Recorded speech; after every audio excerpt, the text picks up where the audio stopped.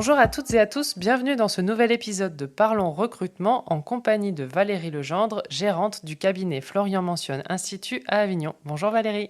Bonjour Marie-Cécile. Alors après une pause estivale, je suis ravie de vous retrouver pour continuer à échanger avec vous sur tous les sujets qui touchent votre métier, le recrutement, la recherche d'emploi et également le management. Pour ce premier épisode de rentrée, nous allons plutôt nous adresser aux candidats, mais ça peut aussi intéresser les entreprises qui vous contactent pour trouver de nouveaux talents en abordant une question qui revient très souvent. Pourquoi un recrutement dure aussi longtemps ? Avant de parler de temporalité, est-ce que vous pouvez déjà nous expliquer rapidement les différentes étapes d'un recrutement ? Bien sûr, il y en a plein, ce qui explique C'est le pour temps. ça le temps. Bon, d'abord, je suis aussi ravie de reprendre le fil après le break de l'été. Et là, de se replonger dans ces problématiques me passionne. C'est bien de faire entrer dans le métier du recruteur. Donc, les étapes d'un recrutement, ça va au tout départ, il faut bien comprendre, par le brief avec donc, le client. Et je mets un point d'honneur et même un gros intérêt, pas simplement point d'honneur, à visiter la structure, à essayer de rencontrer l'équipe, même ne serait-ce que bonjour, bonsoir, et à comprendre tout ce qui se passe autour de l'entreprise. Donc c'est un déplacement, c'est un échange le plus long possible, et puis après, il faut maturer tout ça. Une fois qu'on a à peu près compris l'environnement, les enjeux du poste, on se met d'accord sur un profil qu'il faut rédiger. Donc il y a une étape d'accord sur ce profil. Est-ce que j'ai bien compris ? Est-ce qu'on est bien sur ses priorités d'objectifs de mission, les conditions de salaire, etc. Et puis on lance ce recrutement. Et là, c'est la partie visible de l'iceberg. C'est là où l'annonce arrive. Pour les candidats. Donc, il y a déjà eu une préchauffe avant qui peut durer plusieurs jours, plusieurs semaines, parfois plusieurs mois, quand il y a des aléas sur la décision de recruter et son coût. Mais une fois que c'est parti, annonce sur les réseaux sociaux, sur les sites d'emploi, donc les job boards. Et donc là, dépôt des CV et commence l'analyse des CV. Donc, sur ma façon de fonctionner, une fois que les CV sont déposés, j'attends souvent 3-4 jours avant de prendre les premières décisions. Donc, même ceux qui se précipitent tout de suite, selon le rythme, je peux attendre un peu pour avoir une idée des profils sur le marché, du niveau, de la disponibilité, de la nature de ces profils, pour faire les meilleurs choix, pour faire passer les premiers entretiens. Donc souvent, les 3-4 premiers jours, je suis plutôt discrète. Et puis après, je commence la série d'entretiens. J'en fais souvent en 2 temps. Un premier, pas mal en visio, et un deuxième, plus souvent en face à face, pour finaliser au niveau qualitatif. Et puis après ça, on fait une shortlist, donc les 3-4 personnes qui sont présentées.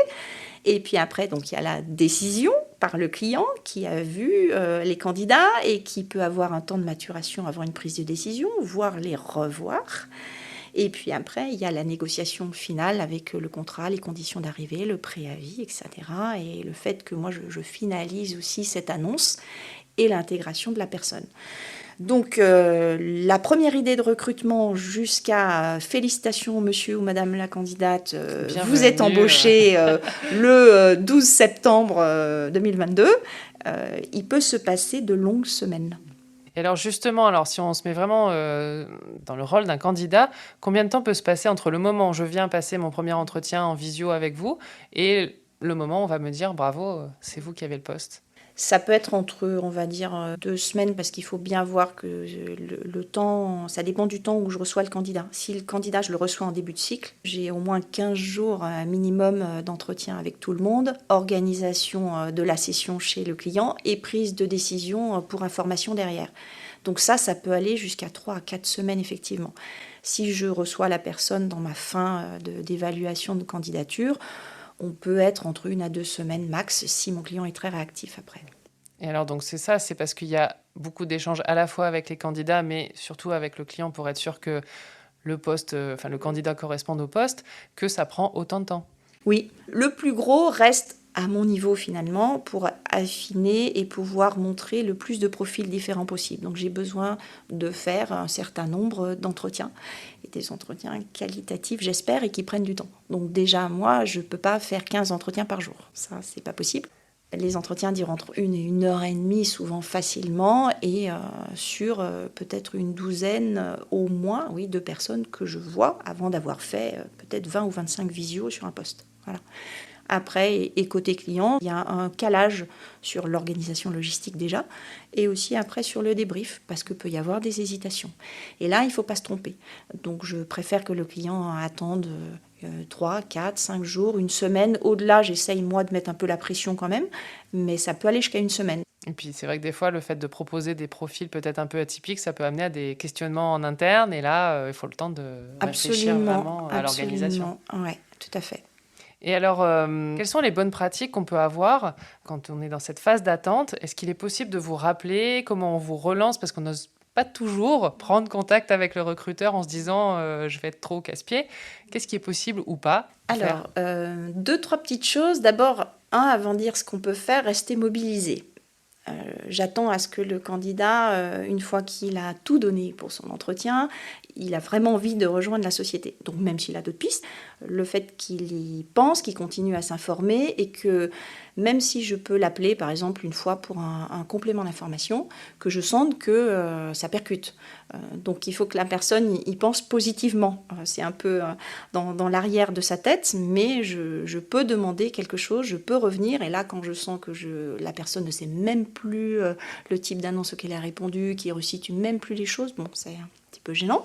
Continuer à prendre des infos aussi, parce que la personne, si elle est positive, elle se prépare à l'entretien. Et parfois, ça peut aller très vite. Je peux appeler en disant « Ok, on continue, dans 2 jours, vous avez une dispo ?» Donc autant avoir, alors c'est pas comme un grand oral où on va y passer des heures et des heures, mais si on a pu aller sur Internet, revoir un article, voir une vidéo, enfin sur la société, je pense que c'est pas mal.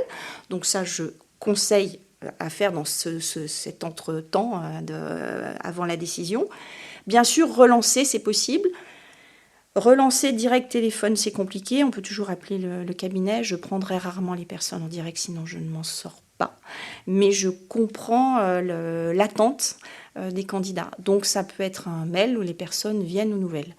Et sauf vraiment erreur de ma part exceptionnelle, je réponds toujours en disant où j'en suis. Et je mets peu de temps en général pour répondre en disant oui ou non, j'ai pris ma décision. Donc on peut faire ça. Et le dernier point, en conseil de bonne pratique, c'est la patience. Aujourd'hui, je sais que ce n'est pas une qualité très partagée, mais ça fait partie d'un temps sur un projet de recrutement. Oui, ça permet aussi de mûrir cette envie de venir dans l'entreprise, du poste. Mais absolument, ne pas se précipiter. Et à l'inverse, justement, pour les entreprises, quand on se dit c'est bon, on a envie de recruter, on est un peu impatient d'intégrer une nouvelle personne dans l'équipe, comment vous arrivez à gérer cette impatience? J'essaye d'expliquer que le recrutement ne se fait pas en 3 jours et je pense que c'est pas bien pour avoir la bonne personne. C'est pas quelque chose qu'il faut faire vite pour plein de raisons et ça permet de poser plein de questions, même si le besoin est urgent, que le dirigeant ou le manager croule sous le travail et ne dort plus, investir dans quelqu'un qu'on va former, qu'on va idéalement garder quand même quelques années, il y a cette prise de recul nécessaire. Donc, même face au feu, l'idée c'est d'abord d'écouter la problématique pour essayer de dire ok, c'est vraiment urgent, je mets une priorité, je vais aller très vite, je pense que le profil peut se trouver dans telles conditions et je rentre dans une dynamique un peu plus forte, mais quand même en expliquant les différentes étapes. Ou alors d'expliquer l'entièreté du process et la qualité avec laquelle je travaille. Et si je me mets d'accord avec un client, c'est qu'il adhère à cette façon de faire. Et donc, les étapes sont indispensables. Donc, de donner des informations aide aussi à comprendre l'attente, parce que très clairement, je fais des points chiffrés, précis sur le nombre d'entretiens, le nombre de gens qui intéressent pour l'instant, les délais qui me restent pour faire les autres entretiens. Et puis rassurer sur le fait que j'ai une implication particulièrement forte. Donc, on peut dire, OK, on se précipite, mais on va essayer de faire les choses correctement. Je ne lâcherai pas jusqu'au bout de toute façon, qui est un peu la manière de faire. Qui peut rassurer aussi, parce qu'on peut faire les choses dans 8 jours, je vous propose 3 candidats. Je ne suis pas sûre que ce soit un bon argument de vente, on est quand même dans l'humain. Donc, et l'enjeu est tellement important. J'allais dire, la période le prouve, les tensions sur le recrutement, c'est pas rien, quoi. Donc, il y a un moment donné, prendre quelques jours, prendre même 2 semaines de plus, à mon avis... c'est capitaliser sur la réussite. Ça vaut le coup. Parfait, merci beaucoup Valérie pour toutes ces informations. Je pense qu'on On a bien compris pourquoi toutes ces phases de recrutement prennent du temps et que c'est important. Nous sommes effectivement dans une société qui nous oblige toujours à aller plus vite et avoir des réponses instantanées. On a vraiment l'habitude d'avoir tout à l'instant, mais prendre le temps de trouver le poste qui nous convient, c'est un gage de réussite pour avancer dans une carrière. Complètement d'accord. Merci Valérie, on se Merci. retrouve très bientôt pour un nouvel épisode de Parlons recrutement. À très vite.